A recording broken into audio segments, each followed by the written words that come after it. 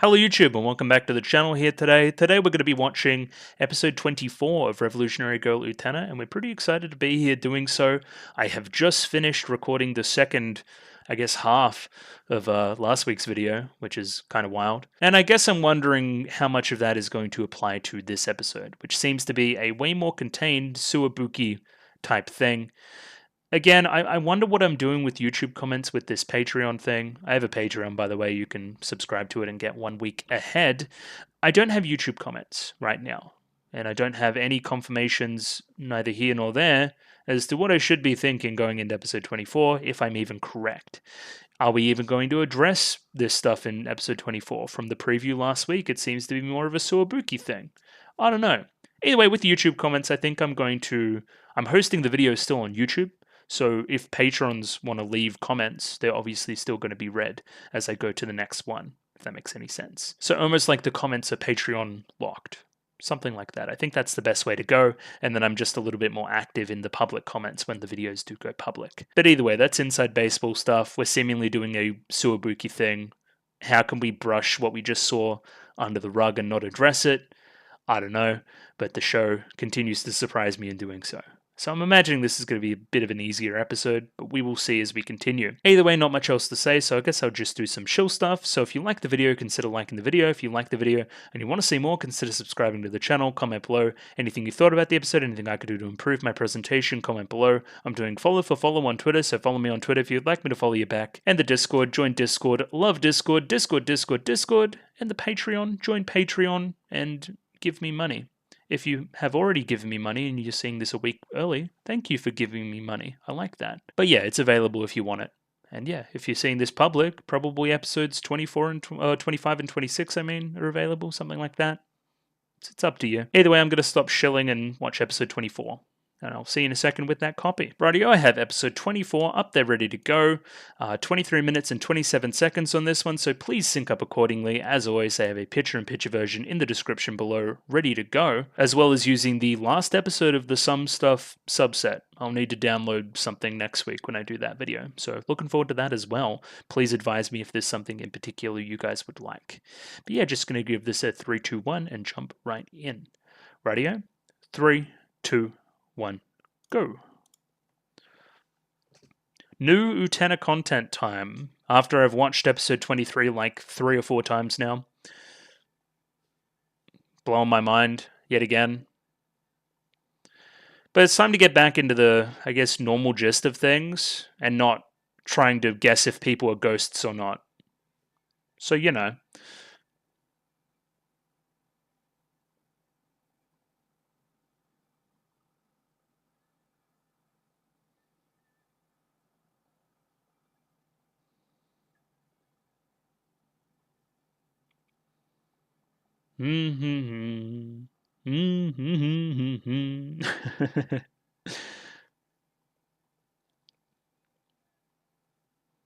It's a very interesting opening with the knowledge of things that have come now, if that makes any sense. How much Anthy is not telling Utena and how that may cause problems in the future, I guess. Like this, like that, you know. Prince also wakes up there and then we're off to ride horses into the sunset together. We could also be jousting each other, I don't know. And then I'm all alone by the very end. Still spinning on my little rose. Okay, back to normal. Yeah, back to normal.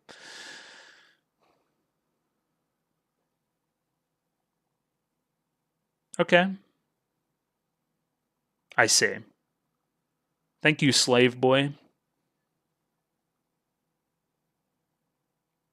Thank you.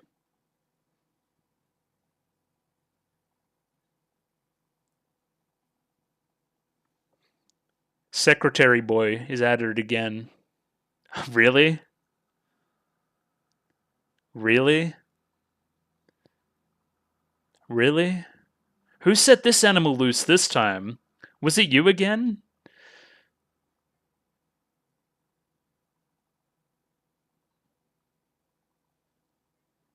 Okay, is it a secret that I know? Secret Nanami diary. What do you mean by that? Is it a diary you keep about Nanami? Or is it Nanami's diary?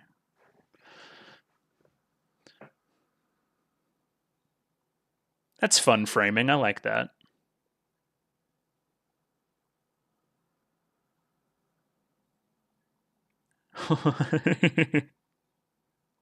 A hospital arranged for him? Oh my god. Oh, his heart rate's going up. That's great. And now he's naked. He can't go out. Yeah, we knew that. But now you're going to be exposed? We know. We know.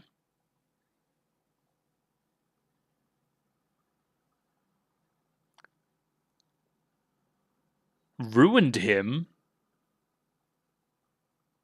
So this is the same thing from back in the day, right?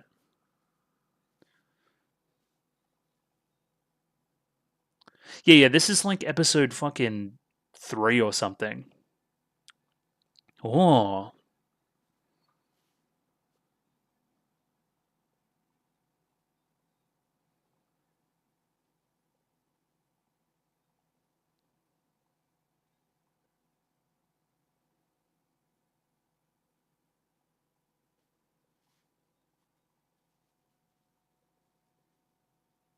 This is so quaint. This is back in the day. She inspires awe.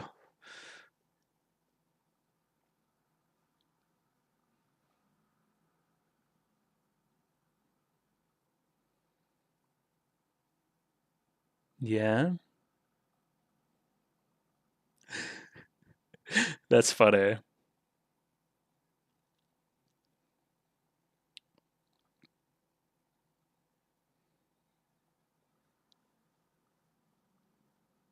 Oh, is this going to be the framing device for a recap episode? Is that what we're doing? If this is just a recap episode, bro, don't tell me I have to do another one. Because I kind of have to. Have to is a strong word. I like watching the show, but I just spent 80 minutes talking about episode fucking 23. Jesus. Yeah, I remember her dress disintegrates.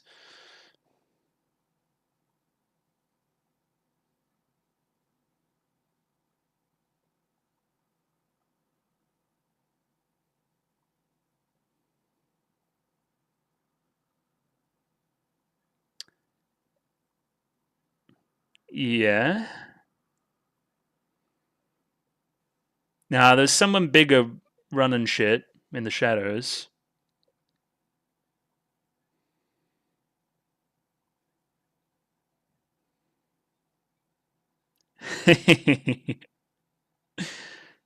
Now that sure seems like what happened. No, not the curry. Don't tell me about the curry, bro. The curry was the most insane thing I've ever seen in my entire life.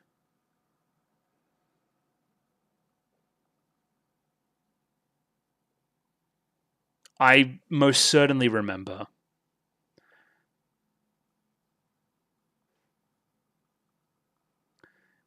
And again, the point being that this curry didn't actually. What the fuck? Didn't actually change it. It was just Anshi's recipe. Wait, why are they serving it? What the fuck is this? This is new.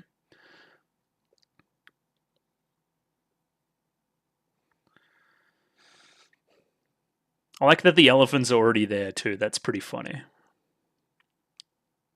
We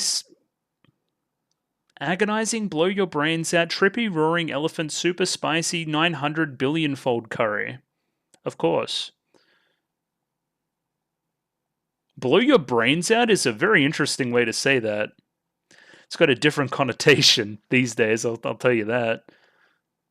Makes me want to blow my brains out. Not quite what you think. Oh. Lady Nanabe's curry powder. Not quite the case. This was a fun episode, I remember. I do like the way they're animated, like how different they are.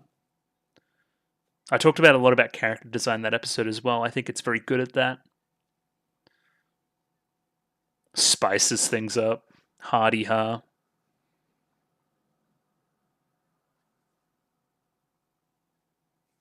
Cursed fucking Utena. Did you follow her to fucking India? Yes. So it was a farce. Great. Gotcha. This episode is fucking... Okay, sure. I guess pacing wise, after the revelations of last episode, you do need something like this. I just wish people told me. Like, literally in the future, go, hey, I know you should watch 22 and 23 together. I know it's a lot, but you should. Because episode 24 is a recap.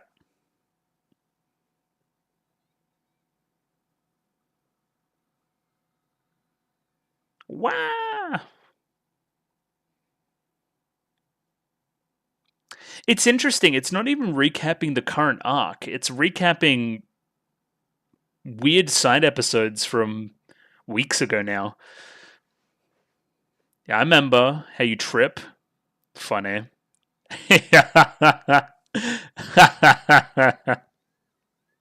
Very good still. Oh.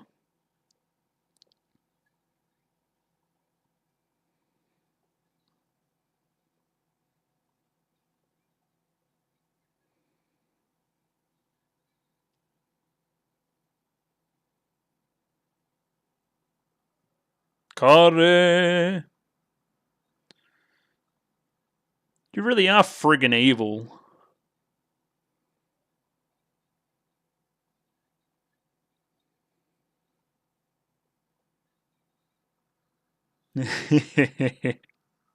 I wonder what other crimes he wrote about. It's very funny.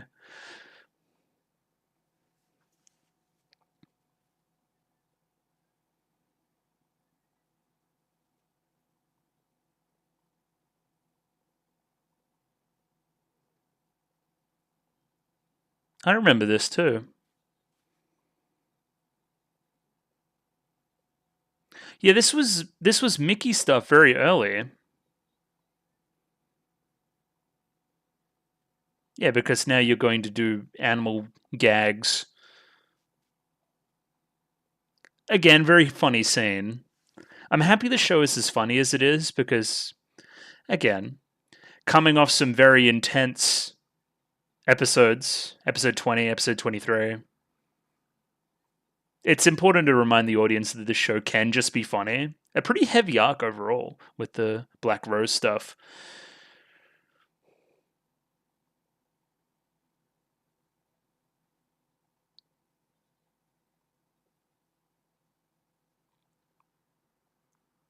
Keshigomu? It's like a racer or something, right? As I remember from a Japanese class I took ages ago.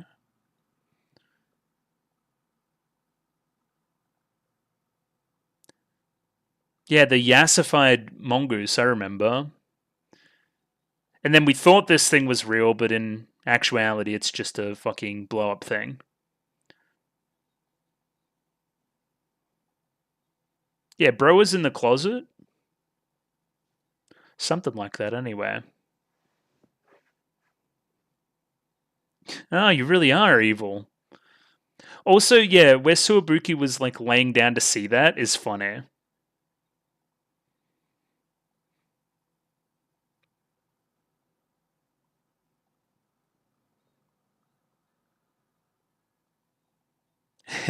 That's pretty good too.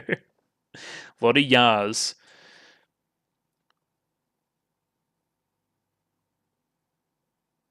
Exposed. This is just reading like some kind of exposed book, you know?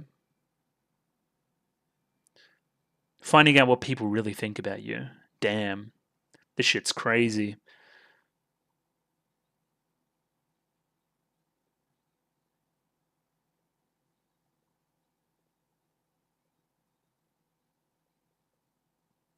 This is a hospital.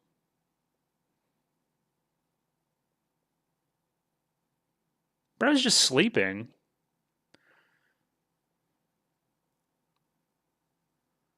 Ew.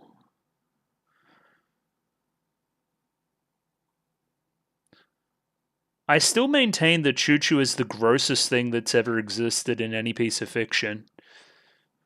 I don't like the bloke. I'm going to be real. He's okay. Okay. We talking about Torga now? Okay. Are you going to tell us some of the the deets on what he did to Utena? Because we know Suwabuki's complex about Torga as well.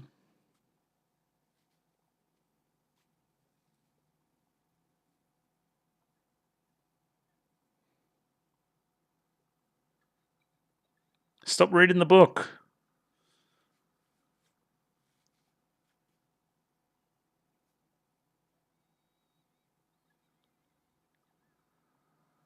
How many freaking animal shenanigans are we going to see this episode? Kiryu Toga does indeed uppercut a kangaroo, which is good fiction. I don't know what to tell you. I'm happy that I've seen it twice now. The goat. Ippo could never. We know. We should stop. I agree.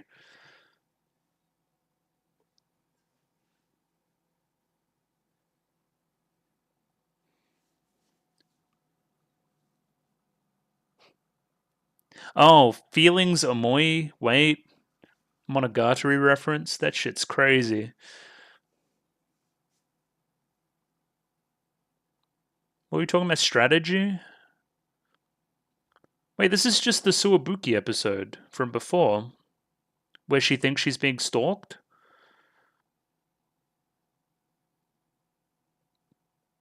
When in reality, she's not really being stalked? It's just Suwabuki being a big creep? Somebody wants me dead. Somebody's setting traps for me. They're gonna drop a frickin' plot plant? That's something else. Pot plant. I do like rewatching Utena, but it is frustrating me somewhat. Because I kind of just wanted to watch one today. Because it is kind of 2 p.m. Anyway. I got shit to do. Hang on. Let me sit up straight.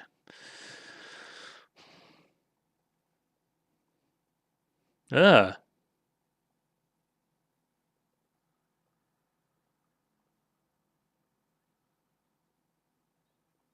What is this sequence? Alright, this is new.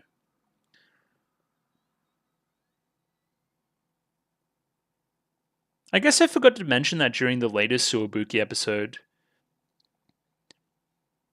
How a lot of his age thing and wanting to grow up is related to Torga. Oh, he's wearing a Torga right now.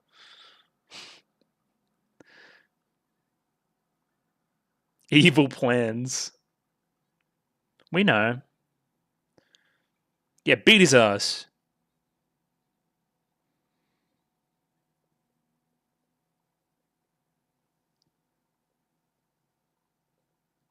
What? Yeah, I remember. She turned into a cow. It shook me to my core. What is Suwabuki's plan, though? Is he going to become a cow too? Because that's very odd.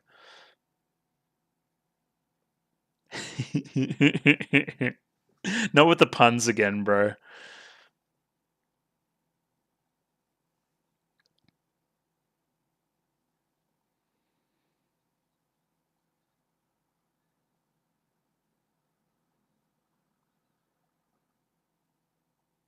Yeah, and again, as I said before, this joke works way better in Japanese because she actually realizes what the English word cowbell means.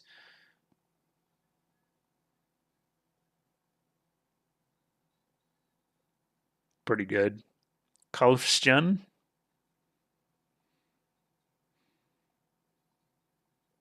So I'm imagining they wanted to say Christian Dior, but they couldn't, so they said Sebastian. And then Christian to Kaufstian sounds like a better pun.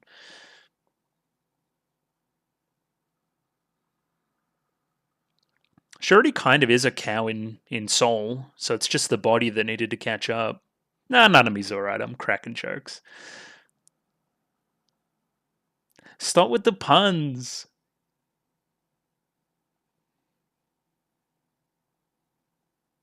But we are in the Swedish Highlands.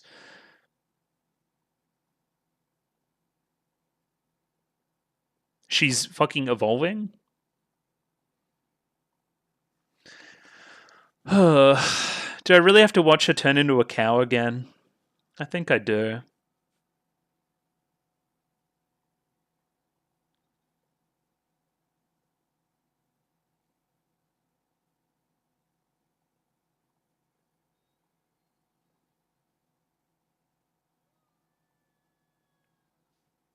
I'm losing my mind. She certainly is horrifying.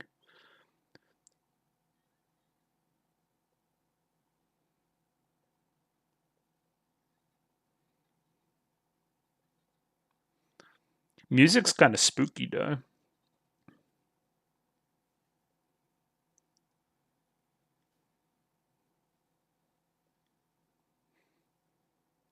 Oh, like standing in front of the bull from his past story.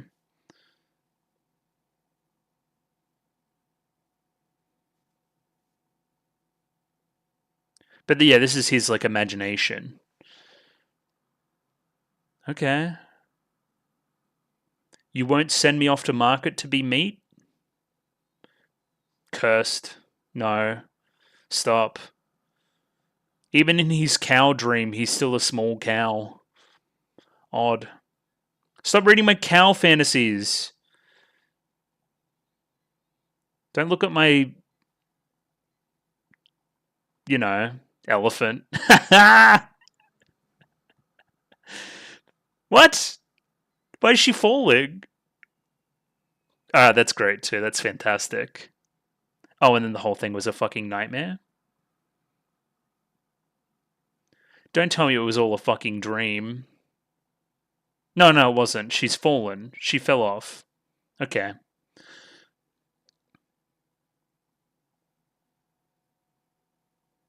You don't get to read my cow diary anymore.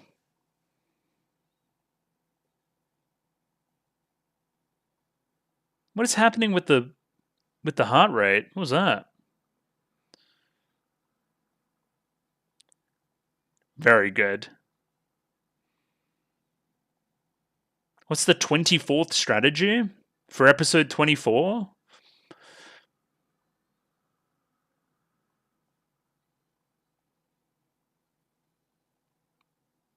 Stop with the puns.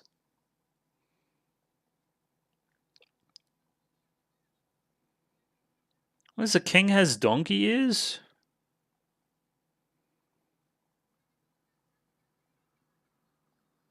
What? You're a monkey? And now you've been captured.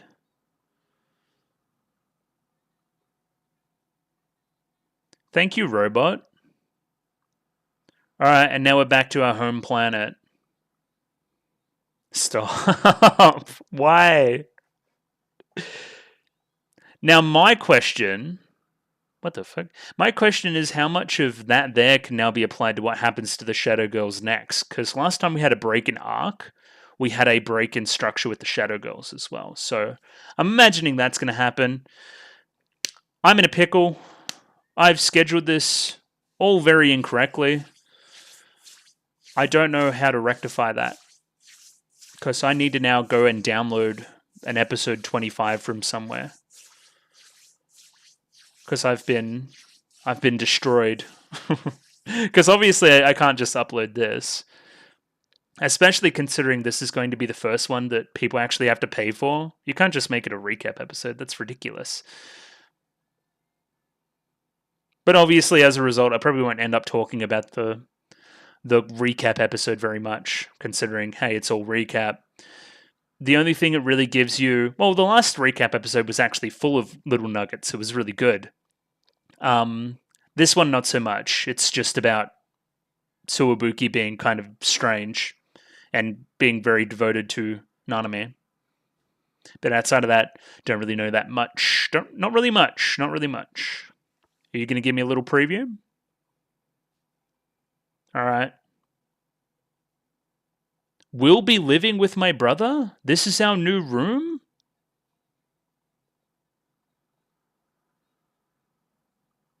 What the fuck am I looking at, cunt? What? Why was there Torga looking like the prince? Their eternal apocalypse? What the fuck are we doing? Alright, well, I guess I need to watch that. I'm gonna go find that episode and watch it, and I'll be back when I do. I'll be back when I have it to watch, and I'll watch it in front of you, and then we'll turn this into a 2-episode thing. How about that? Let's do that. Right, yeah, so I had a look around. Some stuff is up to episode 27 now, since I've been doing the series. So that's great. So I kind of, first episode, I just downloaded all 24. But yeah, they're up to 27. So 27 is now my hard cut. And they also have done the movie, I think, which I forgot about the movie. I didn't even know what that would entail. But anyway, I have the episode up, and it's still some stuff, is what I want to get across. Time code of 23 minutes and 28 seconds, so sync up accordingly with your copy. As always, there'll still be that picture-in-picture in the description below. So yeah, just going to give this a 3, 2, 1 and jump right in. Radio, 3, 2, 1, go. B-papas? So true. So yeah, I don't know. I was maybe expecting a change of opening or something, but I haven't seen anything. I don't know why I would expect that. I just thought, if I can speak, and not bite my tongue, I just thought that maybe episode 24 would be a cut where you would do that. But it isn't. Shit happens. So from the preview, we saw Akio getting a little bit touchy-feely with Utena, which was interesting. Or at least putting an arm around her, which is, you know, fraught. We're seemingly, if we can take Anshi's words verbatim, then we're moving in with him? Which is fucking strange. I wonder what the justification for that is going to be. And then again, that whole time, all of last arc, yeah, we have these scenes with Akio and Utena in the starlight, right? Where it's like, you know, you're so lucky to be so young and so youthful and going through all these experiences. Almost yearning for that. Is that Akio grabbing that and bringing that close? Because that's hyper mega bad touch. He's a groomer. We don't like that. We're not a fan of that. If I haven't made that abundantly clear already. There was also Torga. Okay, that's an amazing shot already. There was Torga. Torga?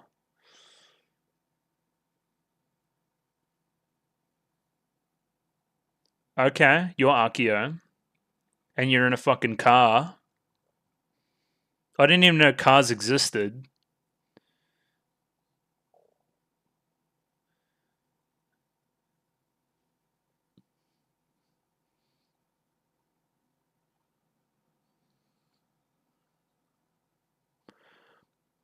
Why is bro in a school uniform? Okay. And it's got Otori on the back with a fucking, like, the number plate's insane. What is that? Alright, their eternal apocalypse. Who is they? Who is there? In that sentence? I do not know.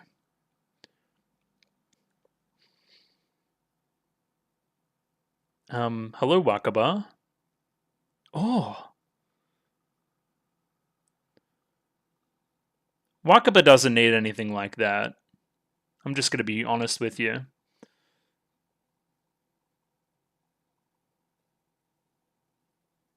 I see. Because they are moving in here. Gotcha.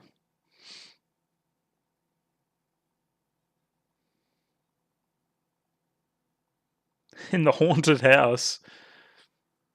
It is very nice. Some would say palatial.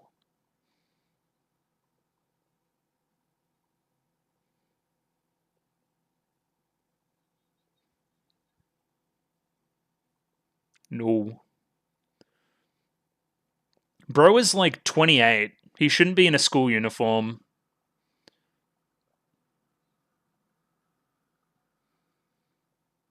Yeah, who's also 18. Very cool. What do you mean already taken? Where's my boy Seonji?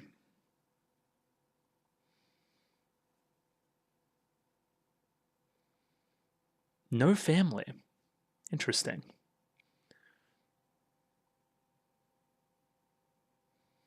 And their backdrops, all those stars.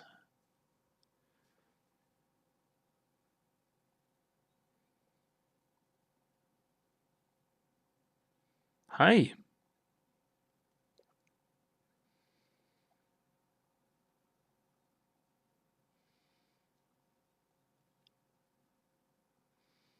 Interesting. Interesting. Alright, is daddy home? No, wrong daddy. I want Torga back.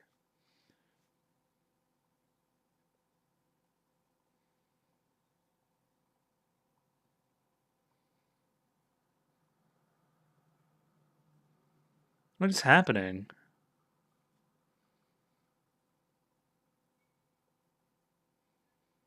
Oh yeah, he was tricked by a fake letter. Okay, that's exactly what he's talking about.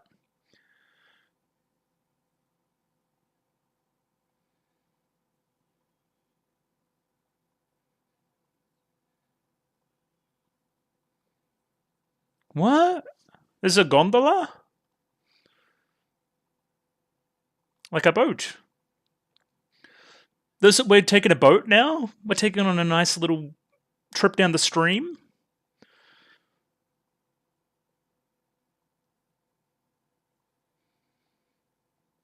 Based?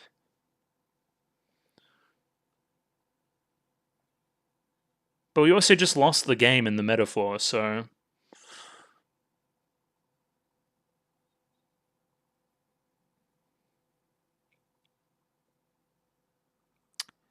Sanji's kind of cool.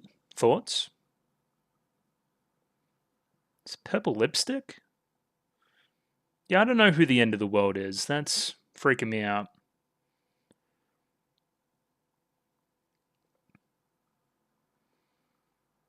Uh...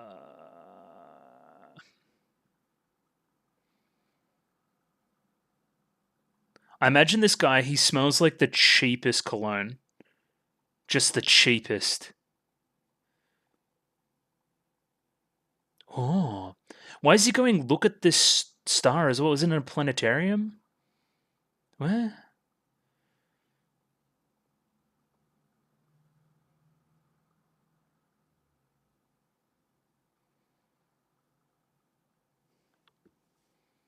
Icarus?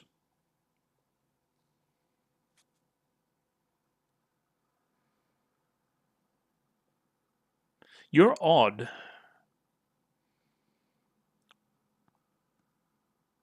I'm sure that scene will make a lot more sense here in a second. Also, I'm not sure Anshi would be very happy about Utena getting all touchy-feely like that. But again, it's neither here nor there.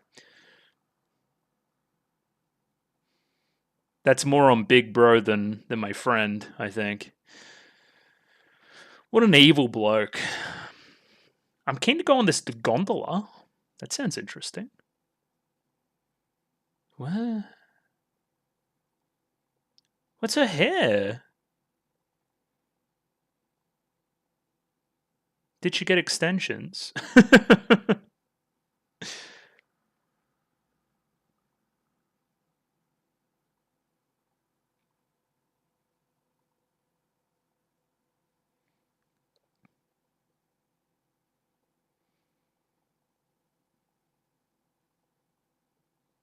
Okay. Yeah, that's almost like a compliment.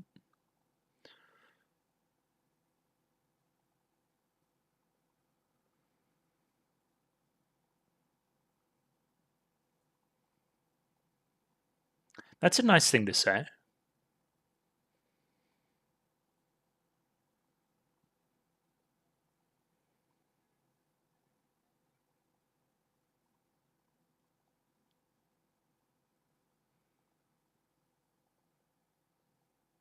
Okay. What was that? And you want to tell her something. And then, yeah, that's very similar to the opening. And then, yeah, you're going to hold fire for now. Interesting. We may actually be getting to the bottom of this. Okay, Daddy's home. That's good.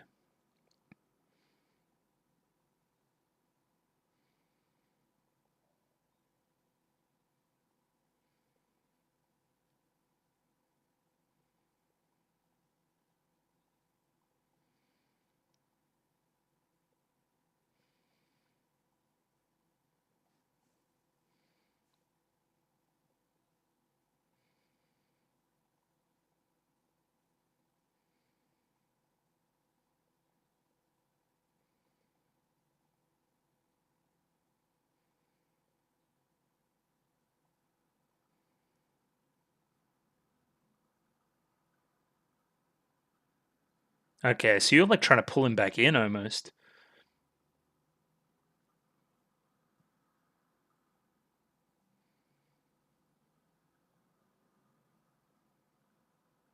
I can hear the soundtrack.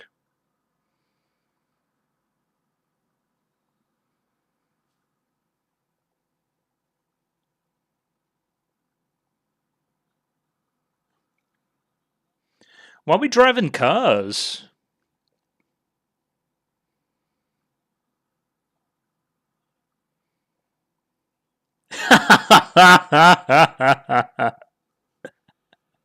Glorious. What's the meme? Get in, loser. We're gonna go find something eternal. You know the meme. Is it from Mean Girls? What's it from? It's from something like that.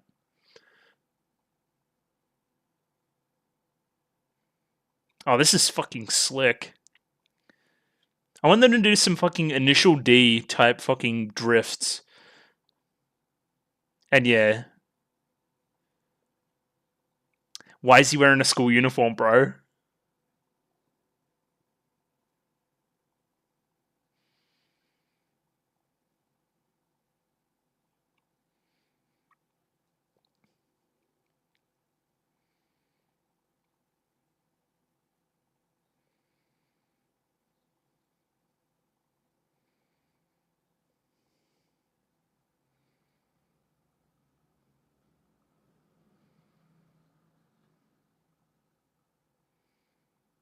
What is happening?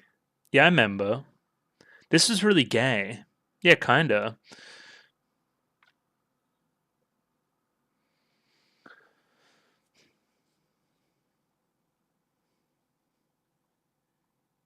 Yeah.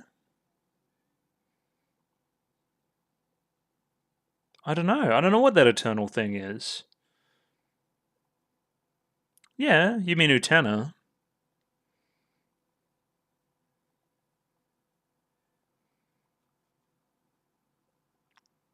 That's really fun in when talking about Mikage as well. And what he was talking about. Oh. Oh shit.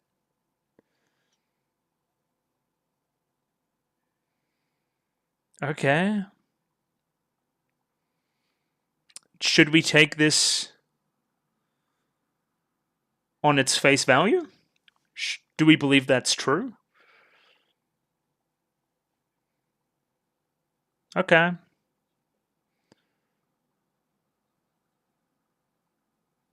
Everyone's really hot this episode. I hate that he's in a school uniform. It's fucking. Okay, now he's cool. He's actually just JoJo.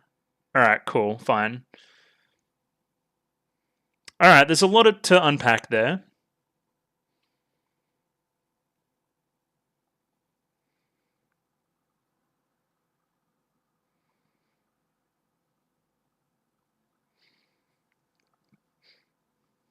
Yes. Pillar gondola, of course.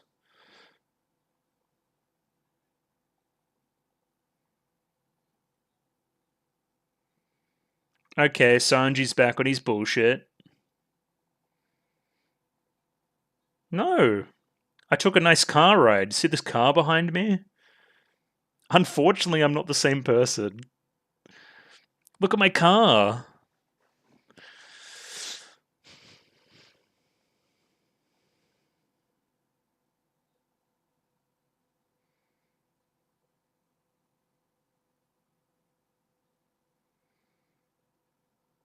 Oh, ho, ho, ho.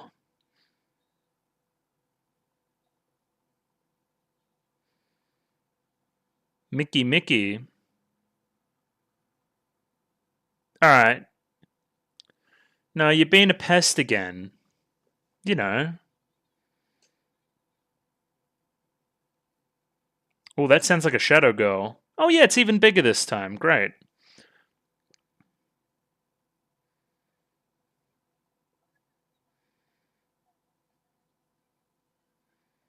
Indeed. So these are the two back from the first arc.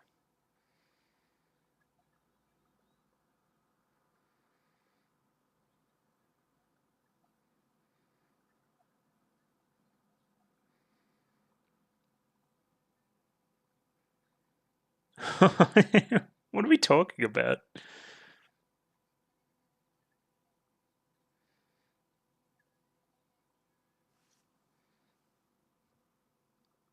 What the fuck? Okay, this seems like new Absolute Destiny Apocalypse. Yeah, the instrumentation's definitely different. And obviously the animation.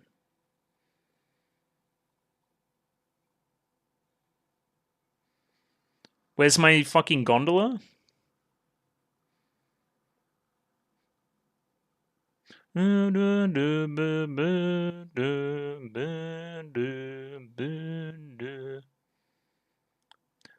Why did she disappear? Oh, do we mean like, oh, gondola? I thought we meant like gondola. A gondola's naked, aren't she? What the fuck? Why is there a plant in there? Was this Monogatari? I was thinking of a boat, obviously, but it means like a air gondola. You know? Do you know what I mean? Okay, Archie's a tree. I don't know what we mean by that. Other than it, you know, reminding me of a certain someone.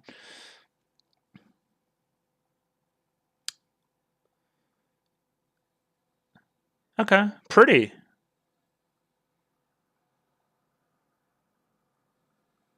Okay, you're a plant that grows flowers. And I guess that there sorts out my thumbnail. They're kind of on the same side here. That's cool. I'm fighting a car with my sword.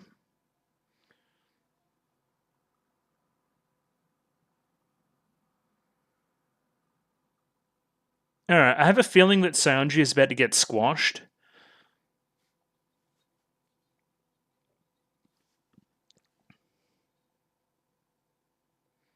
Did you?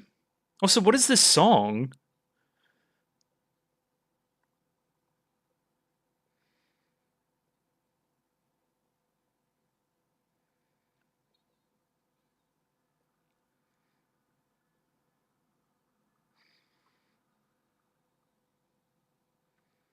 There's cars growing out of the ground?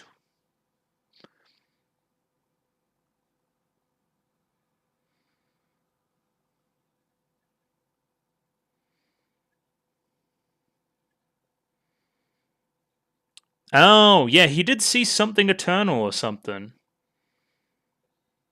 I saw the world?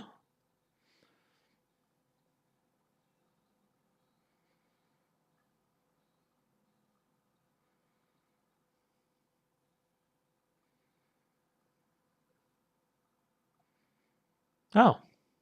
Okay. Where's my sword? Yeah. What's going on there? I hate him in the school uniform. I'm going to say it every single time.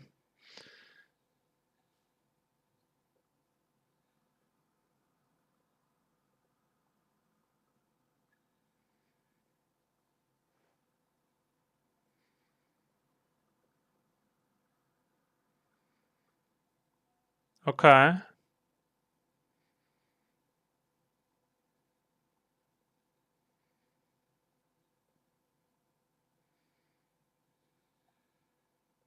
Oh, that's very similar to the shot from the other episode. Okay. Aren't she helping?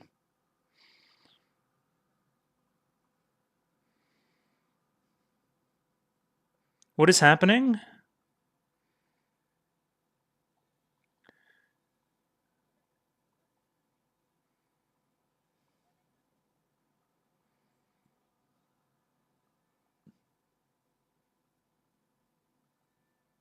Okay.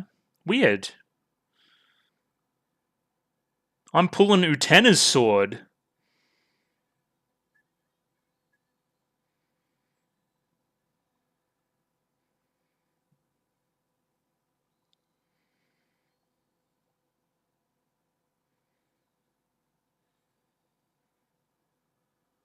I pulled Utena's sword and then gave her the sword. And then all the headlights went on. And then there's the power of Dios. True. Oh, that was fucking awesome. And I'd imagine we won. Yeah, Green Rose. Okay. And then, like, falling on the horn like he crashed his car. Alright, that seemed really handy. It almost seemed like we were on the same side there for a second, aren't you? It's a bit weird.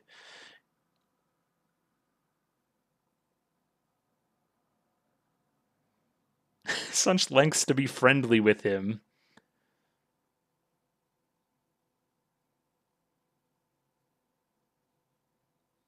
What the fuck? Why are they sharing a bed?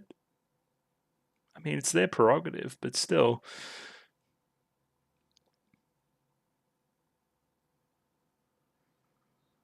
Mm-hmm.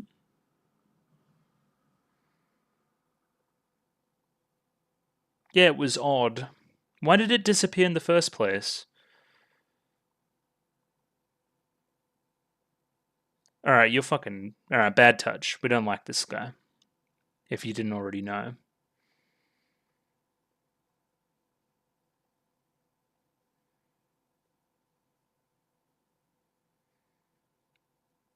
Yeah, they can't really have secret night rendezvous if they're in the same, like, room now.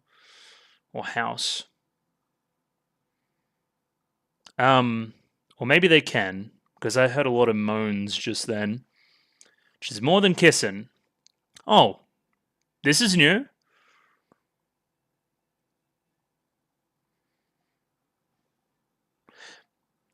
So this is the same song that just played.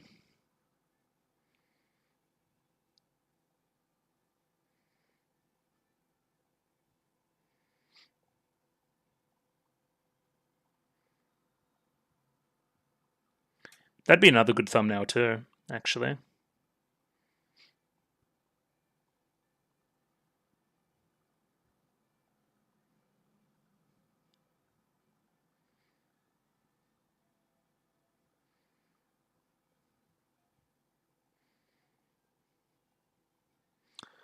I think we're seeing an expression of intent from Anshi a little bit more than what we have seen.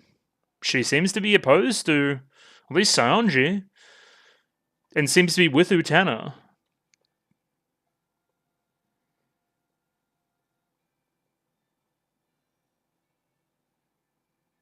Seems like they're on the same side.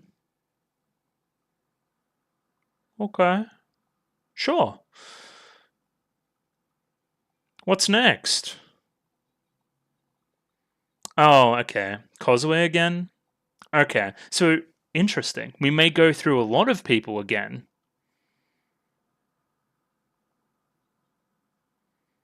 But I'm struggling to see how this gets repeated. I guess we'll see. Sure. Okay. That'll be next week, I guess. I'm going to bring that episode back up and we'll go back through it again. So that was episode 25 of Revolutionary Girl Utena. We're in a new arc. We have a new set of circumstances, a new place where we're living, a new dual approach, I guess you would call it. New Absolute Destiny Apocalypse as we approach. So that's all well and new animated, new ED, new, I guess, team-ups, new circumstances, new vehicles. Again, if we're talking about the idea of a revolution, and so much of the iconography, at least of this part of the opening, being like horses and that, like look at that. The car is the next step from the horse and carriage in a revolution. Because I didn't know when this was set. I guess I did. They have like TVs and stuff. But I never thought about a car. I don't know. I'm sure there was cars, but I just never thought about them. So there's a car now, which is kind of funny. I guess because so much of the show and its imagery is based in kind of France and revolutionary France and that kind of thing, based off its influences, of course. The thing which I'm struggling with is, hey, from day dot of episode 14 or whatever it was, the first one in the Black Rose arc, I was like, hey, I know how this is going to be replicated. I know how I'm going to be able to see this over and over again and how they're going to twist this and reuse this and stuff. Of course, I didn't know the secret they had hiding behind it the entire time, that none of it was actually fucking real, but again, that's neither here nor there. This seems like we're going for something very different. It almost seems very modern in its approach so far. It seems the music's a little bit more modern. It seems a little bit more referential. It seems a little bit more self-aware almost in spots. It's almost like we're waking up. It kind of mirrors that with the flow of the episode. It feels different, and I'm unsure how to feel about it yet. I think I just need more. I think I just need more examples of this to see how we reuse this. Akio's fucking weird, but we knew that. No mention of Mikage or any of that shit, so let's just forget about him. Torga's back. Torga's bossing it up. Saionji's back. He's easily manipulated again. But again, we didn't see what he saw. And everyone's all very sexy. It's like they've got a constant fan on the other side of the camera blowing their clothes so they look as sexy as possible in almost a very 90s boy band kind of way, which is cool. Anthy had long hair, which is another thing that I really enjoyed about this episode if we're talking about the simple pleasures. Seeing her with long hair just tickled my fancy. I liked that. And other than that, I guess we'll just go through it. I really like this opening shot here with the kind of setting up the car motif and the kind of lamps going into the distance that way. I thought it looked very effective and kind of sets the scene for this opening scene. Yeah, all sorts of automotive stuff, shifting gears, checking the speedo, doing all that shit, being a cool guy. This number plate is ridiculous. It says Otori with a rose seal on it. It is clearly the possession of the acting chairman. And we see two gents there and we hear Torga's voice. We're flying down the road, exquisite vibrations. So you two are kind of like fucking weird as well for each other, which is fine. I mean, again, your prerogative. I just don't like it when two evil people get together. That's more to the point. Not that Torga's that bad. I feel like he's being influenced here. This feels like when the fucking super senior comes back to high school and gives all the seniors a fucking joyride around. And it's like, why are you still hanging around the high school, big dog? He's big peaked in high school vibes. Cheap cologne, hits on 15-year-olds, that kind of vibe. Don't like him. Don't like it. So I'm guessing the point here is that you are driving around because Akio has showed you what he showed Saionji at the next episode, right? And now you guys are on the same page. You guys are like, oh yeah, we're fucking teaming up. This is like the bad guy from the first arc and one of the bad guys overall, just like teaming up and becoming super evil. I do like how Akio there says my Otori Academy as well, right? And then addresses him directly as student council president. And then yeah, they blast off into the ether. And the episode title is Their Eternal Apocalypse.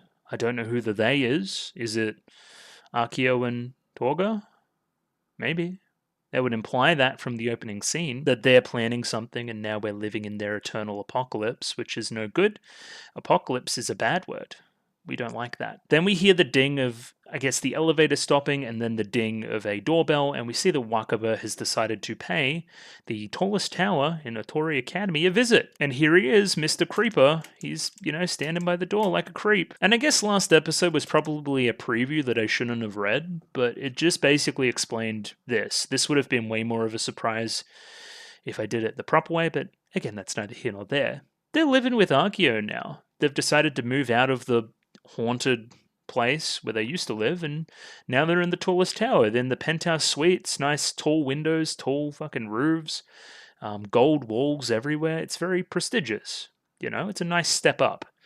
Bit more room, less haunted apparently, and very, very exciting for Wakaba. I do like this shot here, so we have this big, I'm guessing it's a painting of the stars and whatever, and then we kind of look at the roses there, a bunch of pink roses that have been set up for Utena potentially by Akio, which is bad touch, we don't like that. And then I like the reverse shot here, as we kind of find them back again on the other side of the room. It's like we've done a big U shape around the room with kind of the camera pointing inwards. It's an interesting shot, I enjoy it. Wakaba has the hots for Akio, which is, you know, you're allowed to have the hots for him, he's not allowed to have the hots for you. That's bad. But again, I think once you and maybe Anthy learn a little bit more about him, you may not want to do this stuff as much. I don't know. Wakaba implies that there will be a lovey-dovey atmosphere of romance in the apartment now that they're living with a fucking 36-year-old man. So again, here's the weird part, and I hate to bring up fucking Mikage bullshit again, but I'm gonna.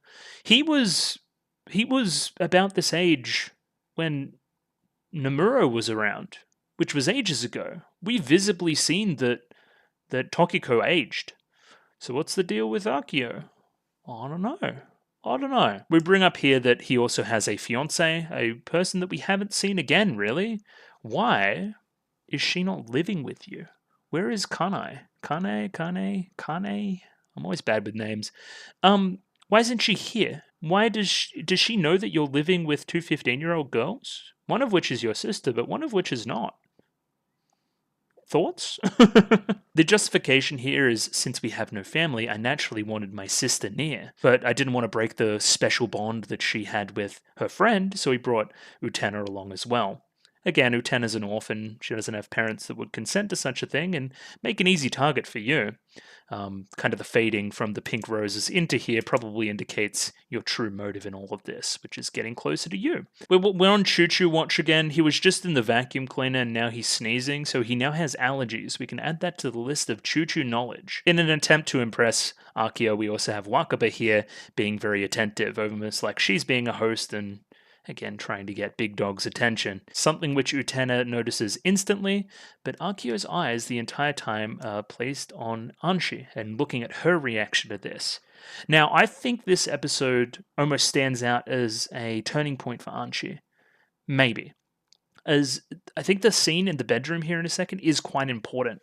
If you ever feel like you're in trouble, you can rely on me, Anthy. You can call for my help. I will be there to help you. I'm on your side. Is this Akio potentially being a little bit cautious about this? Like, you're casually smiling and stuff, but you are the key to everything, I think, still. So, do I really have her on side, or is Utena starting to win her over? I'm still keeping these two together. I'm still keeping Anthy and Utena close by because I want to get to Utena. But is that a wise thing to do? Is that the best thing to do if I want to maintain control over Anthy? Yeah, this concerned look after seeing her laugh at the antics is telling. Especially the Wakaba's involved. Remember way back in the day where it was like, hey, I want friends. I envy your relationship with Wakaba. I want to be friends with Wakaba. Is this more to that stuff as well? And we have Big Dog here being cautious about that. Anyway, then we go back to the student council and we have Saionji finally returning. The first thing he says here is that he's through with dueling. I don't really understand right at this moment the baseball metaphor. Everybody here in the metaphor strikes out, gets out, doesn't succeed. So does that mean the student council is on to nothing at the moment? That they're throwing or they're swinging and nothing's happening? Is that the metaphor? Specifically with Saionji, right? Like, he's never had a win in his life. Somebody does need to swing to have a win, to hit a home run. Is it indicating that he's letting balls fly through to the backstop at the moment instead of actually trying to swing at them? Maybe. Is that... I don't know. I've got nothing. It is overbearing on the scene. It's one of the first times that the metaphor of the student council scene has been too overbearing for my tastes personally, but it's just a bit loud, a bit direct, kind of distracts from the rest of the scene going on. But it was fine. It was well animated at least. So at the start, Saionji seems to be onto something, right? He gets a letter with a seal and he's like, I'm not trusting these anymore. You know, I'm not dueling. I understand that I'm being used, blah, blah, blah, blah, blah. You're onto something, right?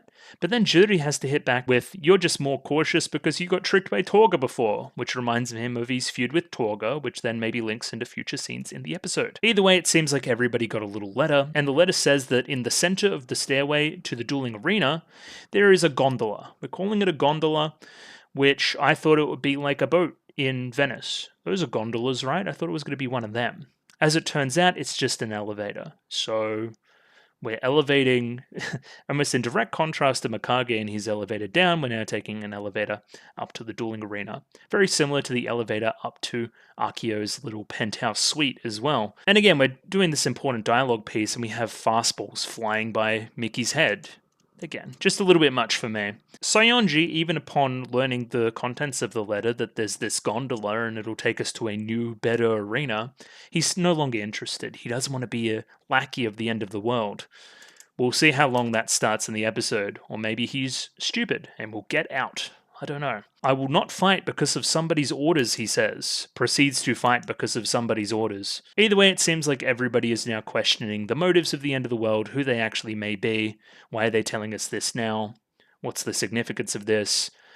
Judy's wearing pretty lipstick. I don't know. That's the base of my analysis, I guess. Now, I don't understand this. He's like, this star up there looks brighter today. What do you mean? It's a planetarium. It's a projection, right? It's not real. Am I wrong?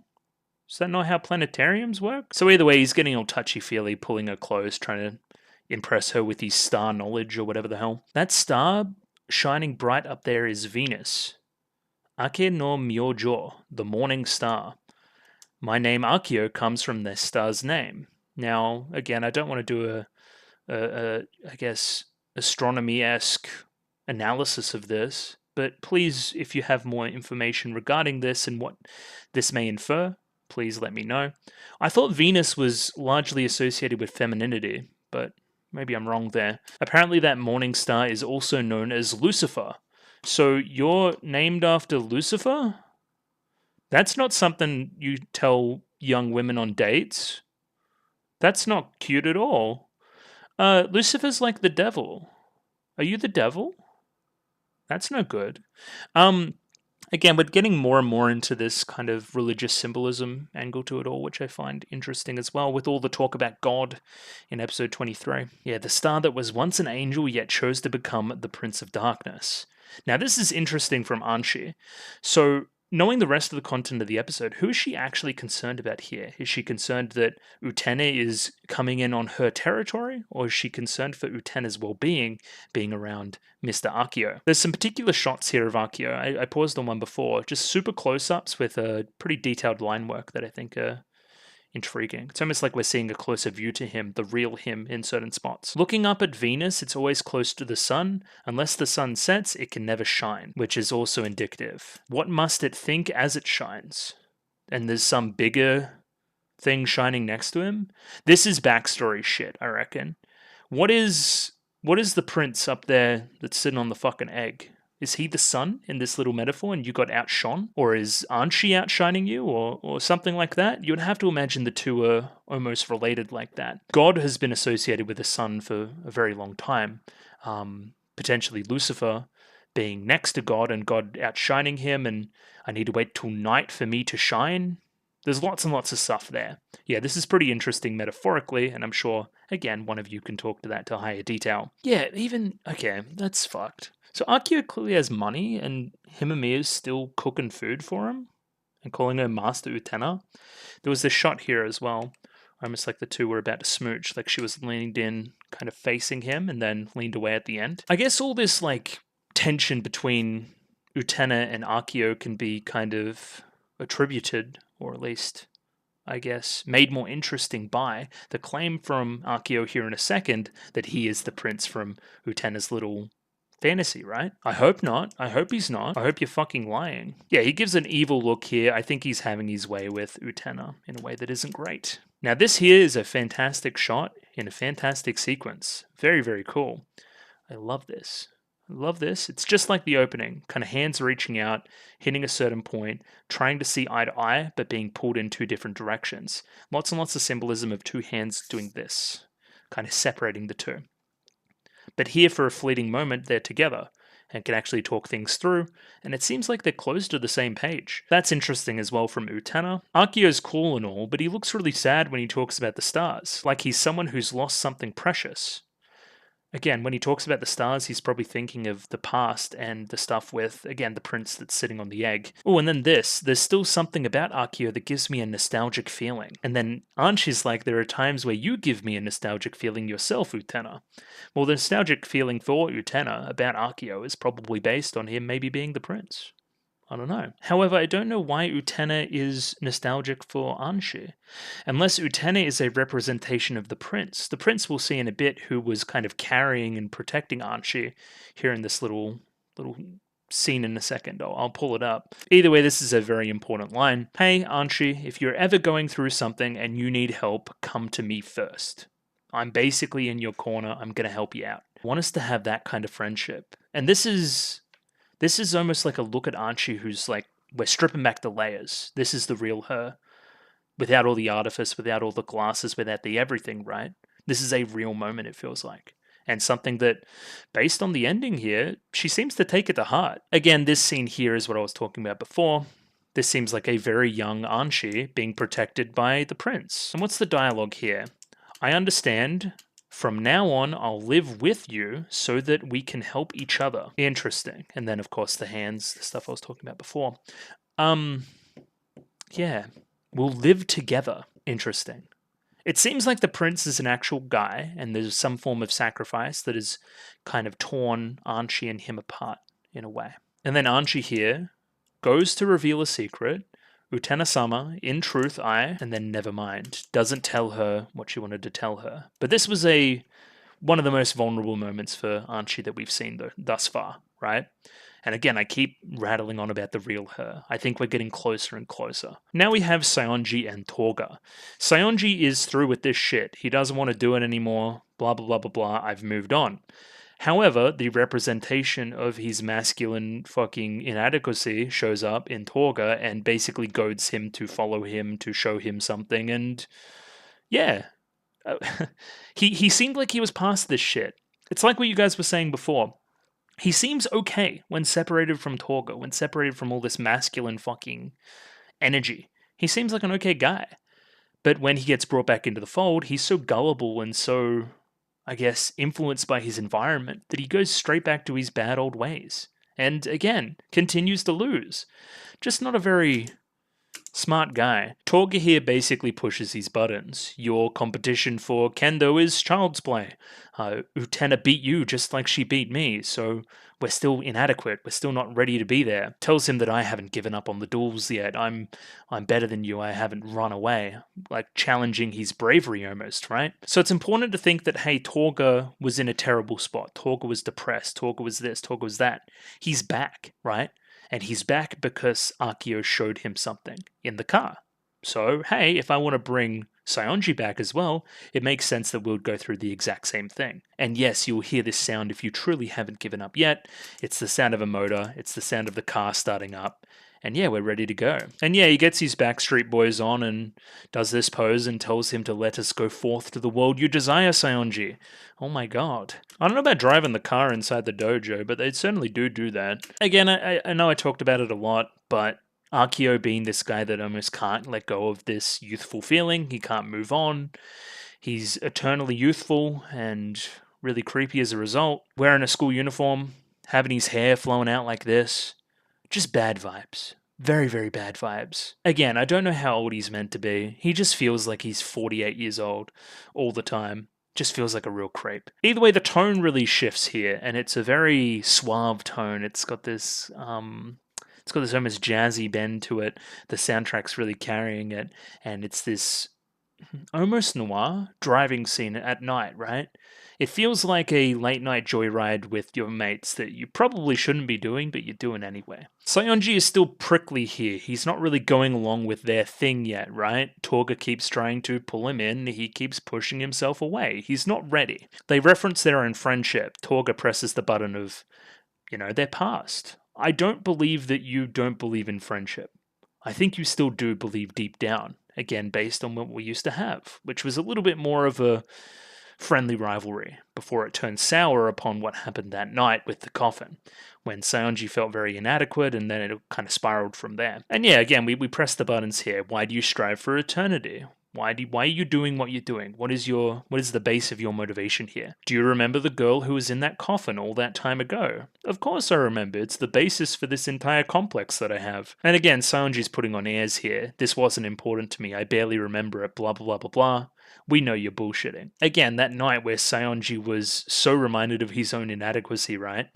The one who saved that girl, the one who proved that he was adequate in my, I guess, absence, was Akio.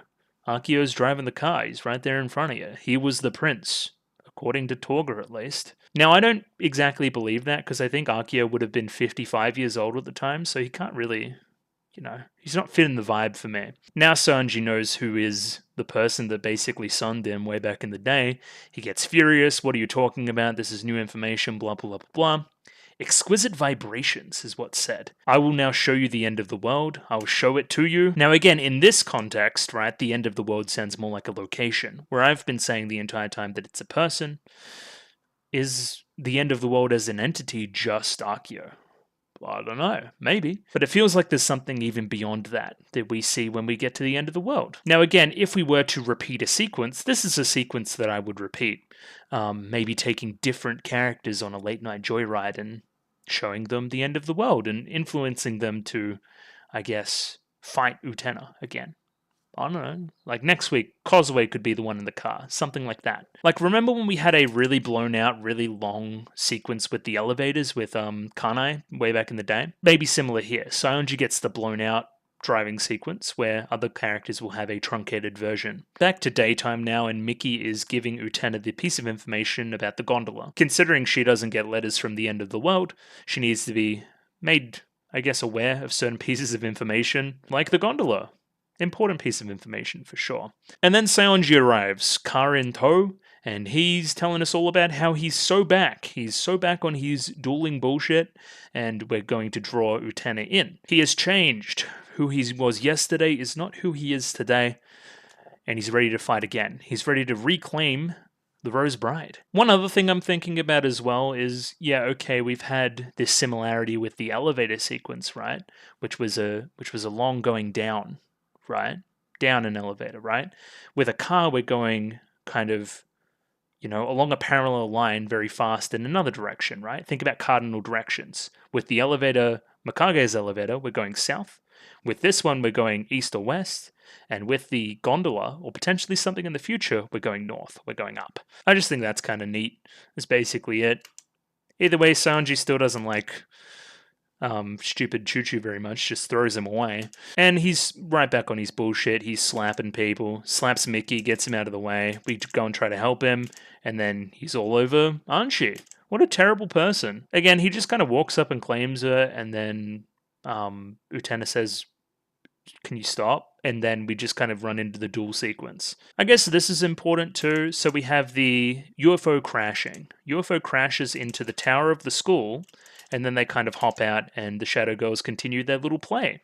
I'm imagining these are the Shadow Girls from the first core that have crashed from their UFO and are back. We're also here on a little bit of a wider stage from, I guess, the very small one. Then we expanded out to the locker room scene, and now we're even bigger again. So yeah, A-ko and B-ko, I think this is. And yeah, they start to have a little bit of a sibling squabble. You used my shampoo, you ate my pudding, same old stuff. It's hard, oh brave hero, to work as a pair. I wonder, have you heard of that? Have you heard the news? Ugh, losing it. The twin stuff, the siblings, the pair. That's talking about Utena and Anthy, right? Working as a team, as we see in our actual fight sequence here in a minute. It's hard to work as a team, but it's rewarding when you do so, right? Something like that. Very simple early message. We may fight, we may bicker on certain things, but we are a unit together. Then we have a new Absolute Destiny Apocalypse, right? Again, I'm going to try to go through a little bit frame by frame. Like, there's just some nice stuff here. I would have imagined that this would have been cooking for a while. Like, this is a piece of animation they reuse. It's going to look good because we do see it more than once. You know what I mean? So the water's already flowing by the time we get in, the gate's already open. We come to a foggy spire in which we kind of hop into the elevator that's in the middle. Anthy's already there waiting for us. And she disappears. And her clothes are left on the ground, and she's naked, and she goes up to the top. This feels a little bit hornier than stuff I've seen in the past from this show, no? Like, we're not showing anything there, but we show her back, and we're showing a lot of fucking man torso in this episode as well. It's a little bit horny, I don't know. So yeah, she leaves her clothes at the base of the elevator there, and a tree grows from it. I guess you could call it a rose bush, as roses kind of flower from this shrubbery, for lack of a better term. Again, she's always been a facilitator of the roses. That's why she's in the garden, right? It all just kind of fits thematically. I don't have much more for you with this right now, but yeah, from her clothes grow the plant. But the real her is still upstairs in a different costume doing something else. Two sides of Anthy, something, one up high, one below.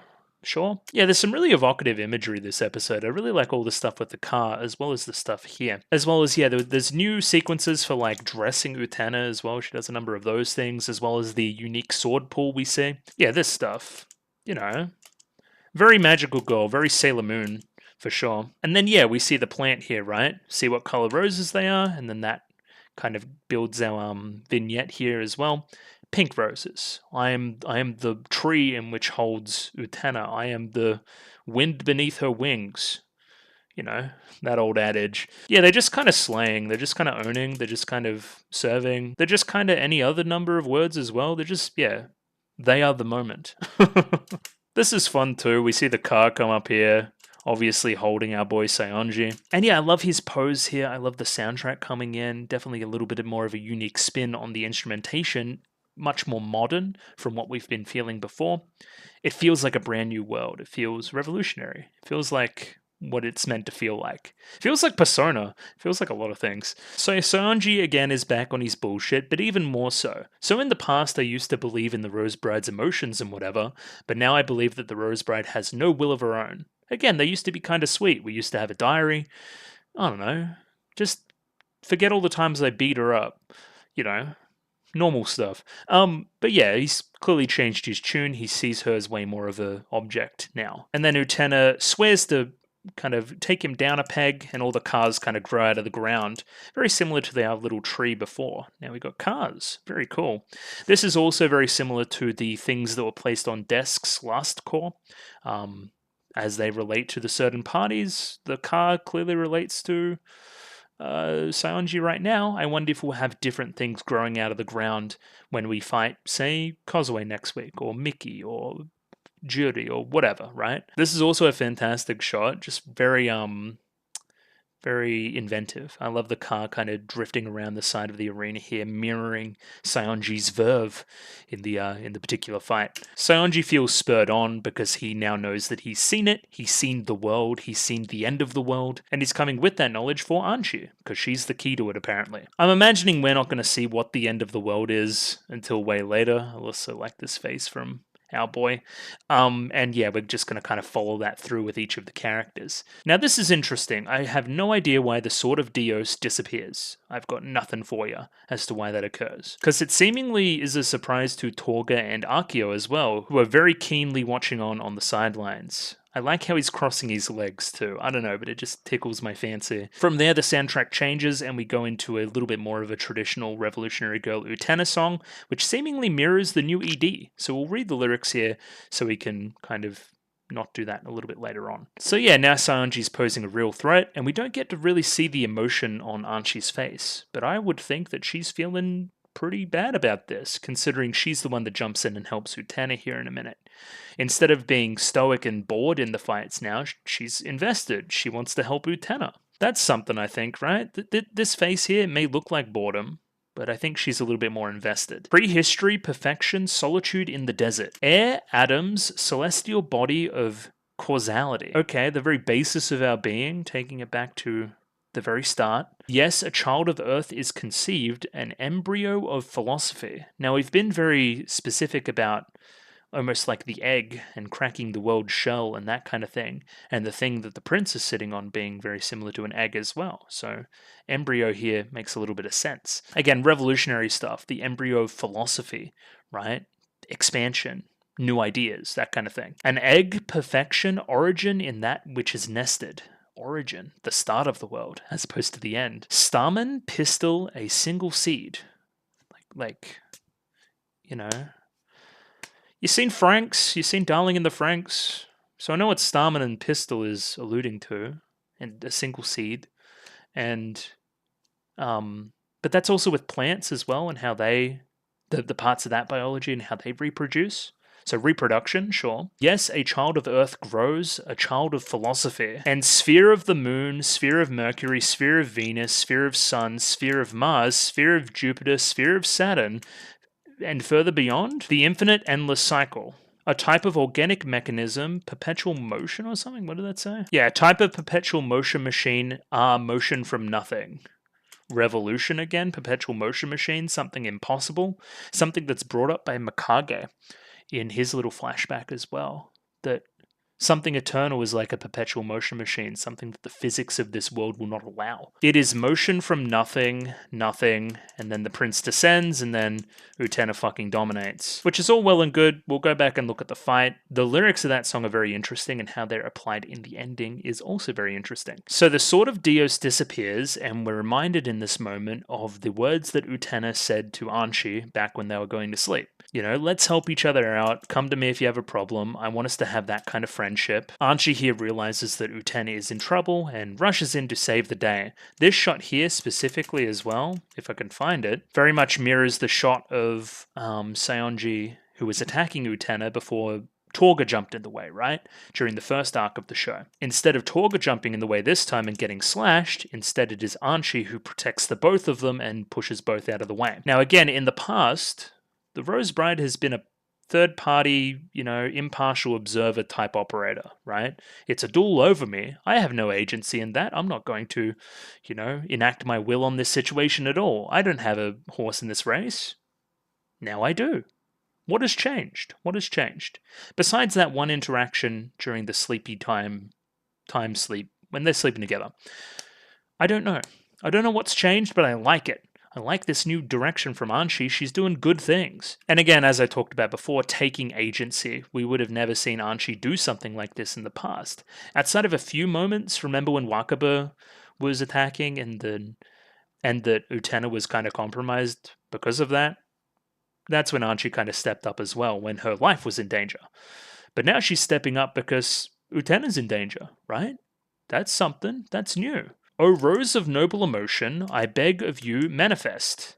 And then kind of expands out this almost egg, especially when the lyrics are talking about eggs as well. From this egg, I draw a sword. And yeah, this is really cool. This is like the two of them on the same page almost. There's not some stupid man cradling her like that and pulling the sword from her. She's pulling the sword herself, and it's a way more neutral position for the two. It's like a pair. It's like teamwork. So we're both together pulling that power to revolutionize the world, and we get this cool sword. I don't know if it's the same as the old sword, but it sure looks like it. So then we give that sword to Utena, and then, yeah, we're supporting her, and we're going to help her fight now. Oh, the lighting changes there on the castle too, almost like the stage lights of the production. That's something too. It also still looks like a PS1 game, but you know, it is the 90s. As the lights are dimmed from the stage lights above, all the headlights of the cars start going off, and the prince starts to descend. It's the final moment of our little play. He descends, and in the same motion, kind of possesses Utena, and we see that. Great little bit of animation there. We can even frame by frame it a little bit if we want to. Say, like, oh, that's fantastic. Look at that. Look at that, chat room. That's fucking cool as shit. Yeah, so he descends there, descend, and then we get back and forth frames here, once we kind of see the light there, of both Utena and the prince kind of used interchangeably. Now again, you know, how that was animated back in the day was a very deliberate choice to do that frame by frame in that fashion. That's just fucking cool. And then, yeah, we see the green flowers, petals flying in the air. We see the car has skidded out, and Saionji has been defeated once again. He was just kind of stupid. He was out and then he fell back in, and now, you know, he's gotten run over by a motor vehicle. That's just what happens when you're stupid. So Utena there is very interesting too. She's concerned, but then she turns appreciatively towards Anthy. You helped me in this instance. You really saved me. So yeah, those two grow closer as these two kind of grow closer as well. Lying on some bed here. Rose bed off to the side. Yeah, they're going to be a pair. They're going to be a nuisance, I think, these two. Just taking people along for joyrides, that kind of vibe. We call him an evil man, too. This is Torga 2 Archeo, I think. Yeah, play nice with your friend. You're quite the evil man. They're just together now. Sure. Now it's the next night. Archeo is quite confused that the sword didn't take form, and yet she still won the duel. Anthy's kind of off to the side, not telling him the full truth, glasses hiding the truth, that kind of vibe. Oh, what a sight it was. That's somewhat exciting for you as well. But come to me, Anthy. And then she's hesitant. She looks down, and then get over here, grabs her, pulls her close like that, and then all the lights go out. So that, yeah, again, Anthy walked over voluntarily in the past. Now she's hesitant. Something has changed there for sure. This is also very gorgeous. This is also gorgeous. What does Saturn mean in this context as well as a planet? Should I look it up? Probably. Saturn is the ringed planet who rules our karma, our life's lessons, and our responsibility. The symbol for Saturn is thought to be an ancient scythe or sickle, as Saturn was the god of seed sowing and also of time. Well, seed sowing makes sense. Again, plants, egg metaphors, lots of stuff like that. And also of time. That's relevant for the Archeo perspective. Again, I could probably just show you the Google where I'm getting this. Hang on. There it is. Hello, Google. So yeah, I mean, I'm just reading Google, whatever Google tells me. So thank you, Google. Either way here, Utena is waiting up for Anthy, and she hasn't shown up yet. She's looking very pretty as well, which is nice. Choo-Choo's got a stupid eye mask on, and the buttons are roses, which is also cute. But yeah, something is approaching, something ominous, but there's a change in Anthy that is underlying all of this. I would say that this was mostly a pretty positive episode, except for all the fucking they're doing now. I forgot about that. So her glasses are on the floor, her protection is down, and they're like sleeping together. You can kind of hear them moaning on the beat, which is uncomfortable. At least I think they're having sex. I don't know. You know, what else would that mean? Like, almost like using the starry sky as a blanket. And she's definitely naked there. Sure, I'm pretty sure they're boning. Either way, new ED. Now, the ED song is the same song as before. Childverse conceived, lots of sphere talk, lots of roses, lots of blooming, lots of naked, lots of together, Anthy and Utena. So, in the past, the ED has been like Utena holding onto the prince and Anthy holding onto the prince, which makes a little bit more sense based on the small flashback we saw for you before. But now they're a little bit more together. It's focusing on them together instead of the prince in the way, which is something. Through the castle there, two birds flying as well. That kind of flower blooming between the two of them, of course, as well. A lot of naked. It feels a little bit more romantic between the two.